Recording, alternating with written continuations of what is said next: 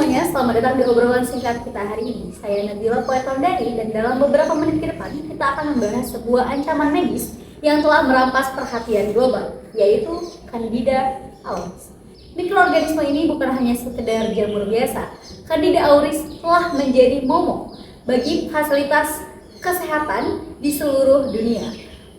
Candida auris berakibat fatal. Mengapa demikian? Karena memiliki kemampuan dalam penyebarannya yang cukup luas serta dapat menginfeksi yang sangat-sangat serius pada pasien yang memiliki imun cukup rendah.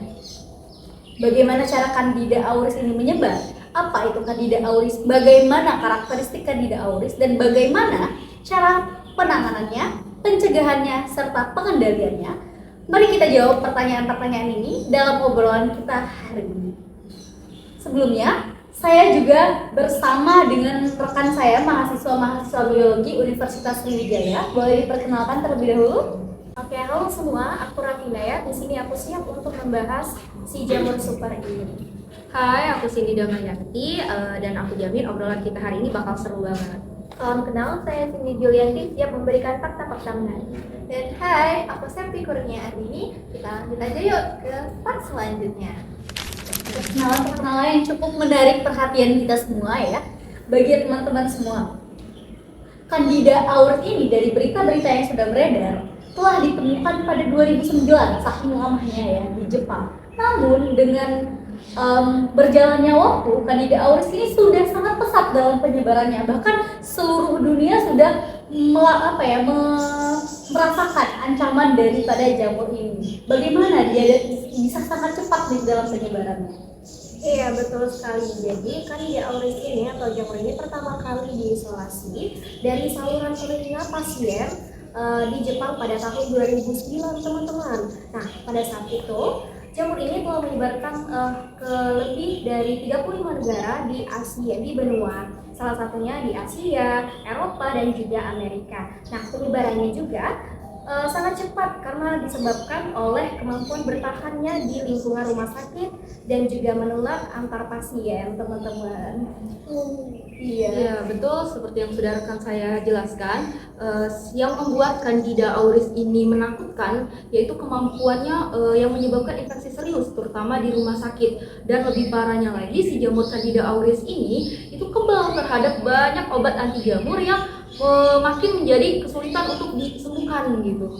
Nah, selain itu, Candida auris dapat bertahan lama di permukaan seperti tempat tidur pasien, alat-alat medis, bahkan di kulit manusia tanpa kita sadari.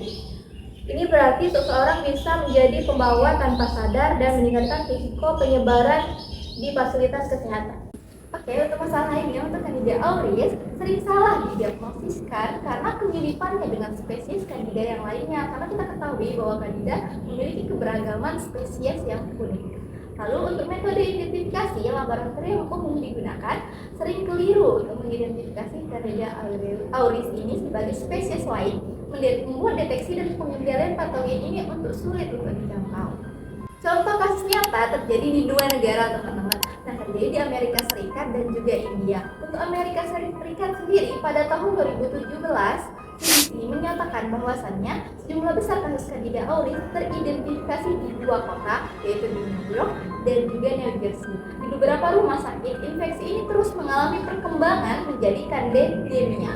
Nah, apa sih candidemia ini? Adalah infeksi dari aliran darah yang berakibat fatal, terutama pada pasien yang telah mengalami penurunan imun yang secara signifikan gitu. Untuk di India, beberapa rumah sakit di kota besar seperti Delhi dan Kolkata mengalami wabah yang semakin terus meningkat di unit perawatan intensif atau yang kita kenal dengan ICU. Di beberapa laporan, infeksi ini menyebabkan mortalitas yang semakin tinggi akibat keterlambatan dalam perlakuan kepada pasien dan diagnosis serta resistensi terhadap obat anti jamur yang secara konvensional kita gunakan.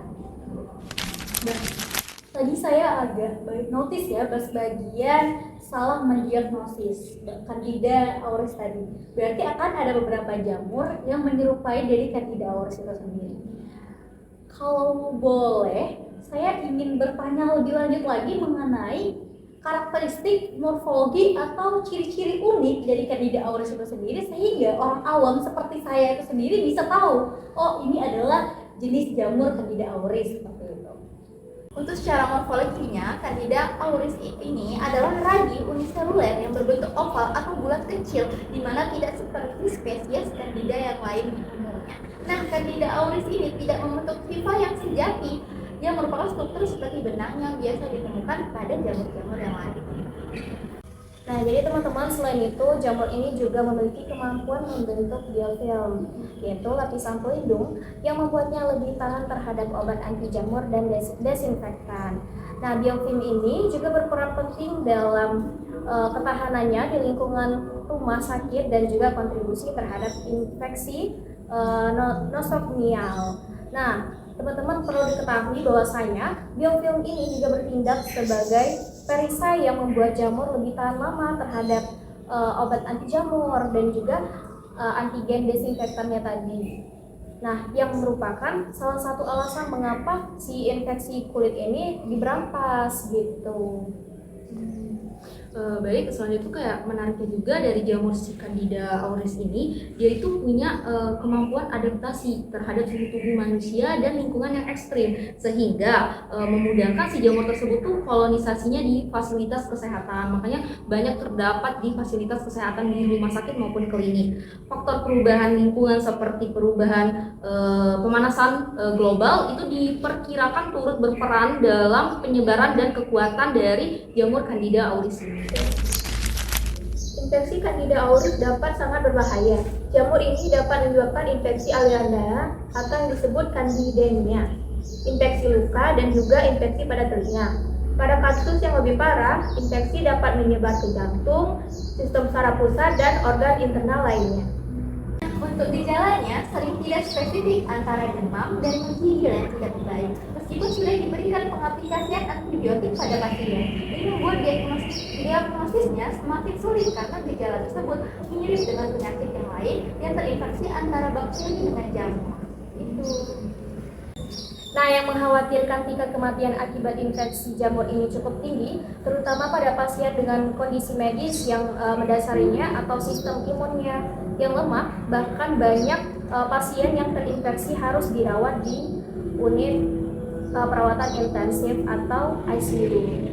Jadi selain yang sudah disebutkan sama rekan-rekan saya, selain itu juga biaya pengobatannya juga meningkat karena diperlukan kombinasi obat anti jamur yang lebih kompleks akibat resistensi yang dimiliki oleh si jamur Candida auris ini. Berarti dari penjelasan teman-teman sekalian tadi, Candida auris ini benar-benar cukup serius, cukup fatal ya, dan susah untuk didiagnosis. Bagaimana ya cara penyebaran dari Candida auris ini? Oke, untuk penyebaran sendiri, Candida auris menyebar terutama melalui kontak fisik antara permukaan atau alat medis yang terkontaminasi. Nah, kontaminasi itu juga bisa terdapat dari barang yang bersifatnya infeksius seperti itu. Seperti contohnya nih, kateter atau tempat tidur pasien. Lalu jamur ini dapat bertahan lama di lingkungan rumah sakit sehingga akan meningkatkan risiko penyebaran antar individu seperti itu. Nah, yang membuatnya sulit untuk dikendalikan itu si Candida auris ini dapat hidup di kulit manusia tanpa menimbulkan gejala, sehingga seseorang bisa menjadi pembawa tanpa sadar dan menularkannya kepada orang lain. Ada juga dugaan lain bahwa si Candida auris ini dapat menyebar melalui udara, meskipun cara utama penularannya tetap melalui kontak langsung dengan permukaan atau alat yang terkontaminasi. Oh, jadi dalam penyebarannya benar ya, tadi cukup pesat. Nah, kalau misalnya dalam penyebaran itu sendiri, ada nggak titik signifikan yang Candida auris ini dapat menginfeksi gitu? Ya, gitu. Sebenarnya itu ada di berbagai tubuh ya, tapi paling umumnya itu infeksi di aliran darah atau biasa kita sebut dengan candidemia. Nah, yang mana ini itu dapat menyebabkan spesies atau kondisi yang sangat fatal. Selain aliran darah, Candida auris ini juga dapat menginfeksi otak, paru-paru, mata, dan luka pasca operasi yang mempersulit proses penyembuhan dan juga perawatannya. Baik, selain yang sudah disebutkan sama rekan-rekan tadi, dia juga dapat menginfeksi kolonisasi pada kulit dan saluran pencernaan. Banyak kasus menunjukkan bahwa Candida auris ini awalnya mengkolonisasi kulit, saluran pernapasan, dan pencernaan tanpa gejala sebelum berkembang menjadi infeksi yang Karena kemiripannya dengan Candida lain, identifikasi Candida auris ini memerlukan penggunaan teknologi khusus seperti PCR dan multi-stop untuk memastikan diagnosis yang lebih akurat. Waktu pengobatannya sendiri untuk echinocandidis sering menjadi lini utama terapi, namun untuk beberapa strain, terutama untuk Candida auris, menunjukkan resistensi sehingga kadang diperlukan kombinasi antara obat anti jamur dengan Candida itu sendiri atau pendekatan terapeutik alternatif. Pencegahan adalah kunci utama. Protokol kebersihan yang ketat, termasuk cuci tangan, desinfeksi rutin, dan isolasi pasien yang terinfeksi sangat penting untuk mencegah penyebaran. Nah, beberapa rumah sakit kini juga menggunakan teknologi yang canggih seperti sinario fisik atau hidrogen peroksida untuk mendesinfeksi area kritis. Adapun contoh nyata kasus pencegahannya itu yang sudah saya baca di literatur itu di Amerika Serikat juga, di mana beberapa fasilitas kesehatan di Amerika Serikat itu berhasil menekan penyebaran Candida auris, menerapkan protokol disinfeksi dan isolasi pasien yang ketat yang menunjukkan penurunan signifikan dalam jumlah kasus terinfeksi.